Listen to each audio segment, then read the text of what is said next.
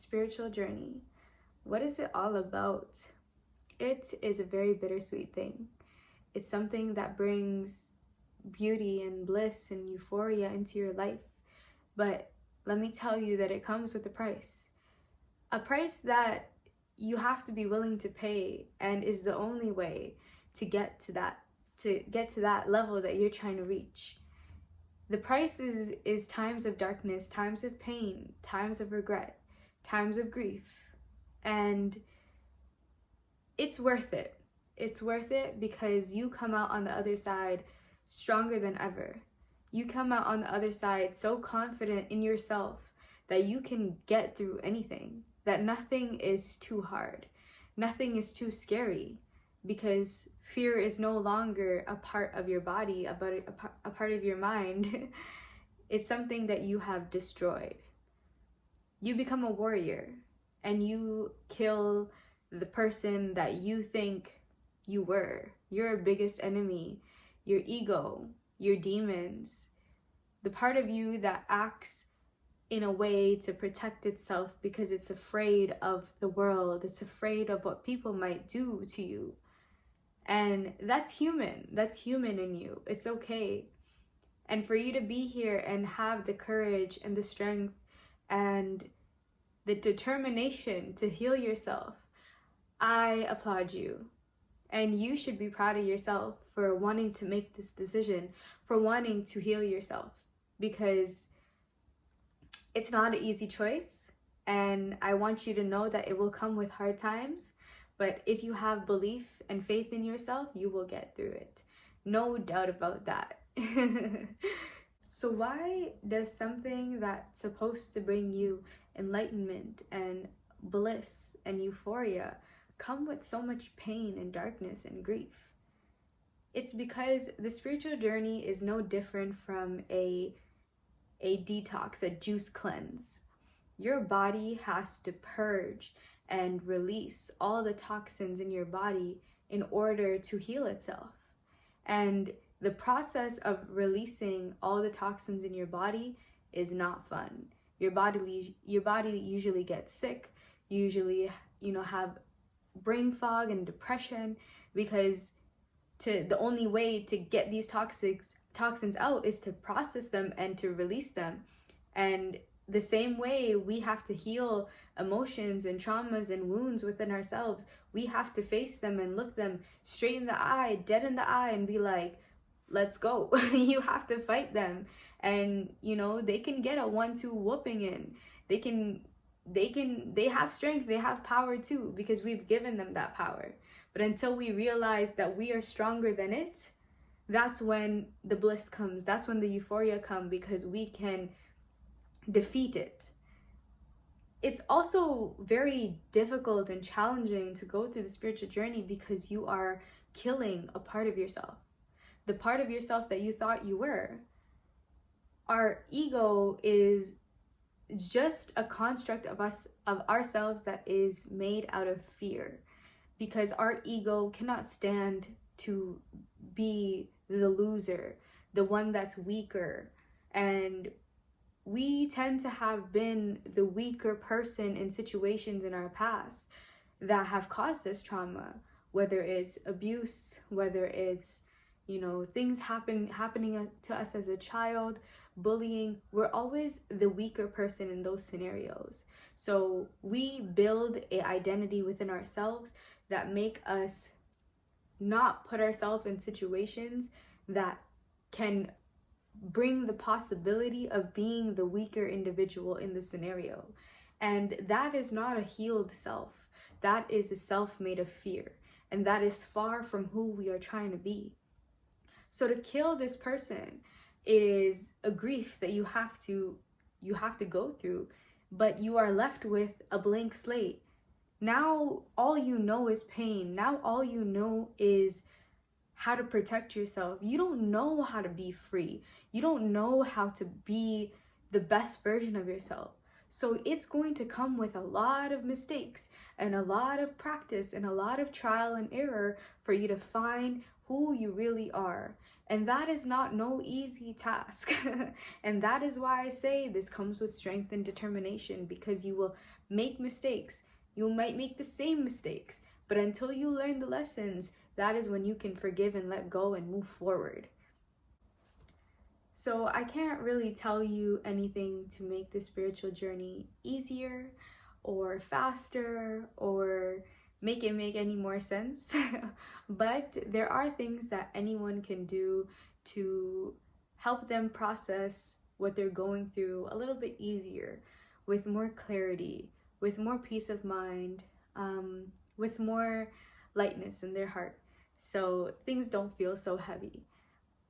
These things are simple tools that we all have and we can all do. So the first one is a journal. A journal will be your best friend on the spiritual journey, because just having everything in our mind is too much. You need to write everything down. You need to just let it out. And that is also a form of processing for our brain. Seeing the words or trying to process the thoughts and putting them down into words is actually a form of, processing and releasing. And we have to understand it in order to write it. So that is a great way to release. That is also a great way to have a conversation with yourself. You can tell yourself anything. It's just you and your book and your pen. That is the only people there. So write whatever your heart feels and just release. And you may even get divine inspiration. You might get divine messages if you learn to tap into your heart and your mind and your soul and just write your heart out. Just write out what you feel. It is a very, very healing tool, and we should all take advantage of this simple thing that we can do. Another way to make this a little easier is to change your diet. If you are eating flesh, if you are eating dairy, then these are all things that can impact the clarity of your mind and your gut and your soul and your intuition. They say your intuition lies in your gut.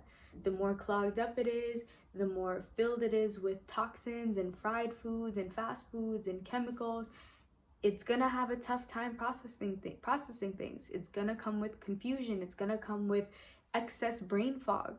And it's just gonna make things so much harder. A plant-based diet, a diet full of fruits and foods that are alive will bring you energy and vitality and clarity and lightness in your body, so you can float through whatever it is that you need to process. So big, so key that we skip over. Don't indulge in McDonald's because you have 10 minutes left on your lunch break. Fast, go get yourself a juice, a smoothie. These small changes can bring so much difference in your life, because you are filling yourself up with life and energy to help fuel you in order to process certain things. There are two more things that we can do to really take advantage of everything that we can do to make the spiritual journey easier. So celibacy, or the holding of our sexual energy. Don't orgasm, don't have sex for long periods of time. This helps you stack up your energy and raise your vibration just naturally. Because sexual energy is so powerful, it can create life. If we hold it and we put that towards processing and pouring back into ourselves, we can have more energy to remain in higher states of consciousness, in such as gratitude and euphoria and bliss. These things take energy. Low vibrational energies like anger and hatred and depression, it doesn't take a lot of energy to stay in those states. So to accumulate our sexual energy so we can remain at high vibrations will help us process things easier. It will help us see the lessons that we need to learn, because we can see things in hindsight and not be filled with guilt and embarrassment and confusion. We have the energy to be like, I'm grateful that happened. I can see the mistakes and it's okay. I forgive myself. So it's very important that we have enough energy to stay in high vibrations so that we can move forward with grace. And the last thing I want to mention, which is also another very powerful tool, is manifestation and visualization of your highest self. This brings into contact with us where we want to head to, what direction we want to go. By envisioning our highest selves, we know who we want to be and who we don't want to be. That helps us naturally just attract what it is that we want to become, because we are constantly visualizing and feeling what it feels like to be that healed person. That is just a simple thing you can do to start removing things in your path that don't align with who your higher self is, because now you're constantly envisioning yourself and practicing feeling like how it feels like to be the best version of yourself. It's so simple and it's so easy because you already know what it feels like to be the best version of you. Just sit and dwell in that, and I promise opportunities, strength out of nowhere will come for you to do what you need to do. But never, ever, ever give up. You got this. You got this, and you're not alone. I'm right here with you, going through the ups and downs, trying to better myself every day. And you know what? Like, we got this. We got this. We're gonna make it out, and it's gonna be a beautiful thing, and we're gonna celebrate, and we're gonna be our highest selves. And once we reach our higher selves, we're just gonna go higher and higher and higher and higher until the end of time. Good luck. Thanks for listening, and see you in the next one.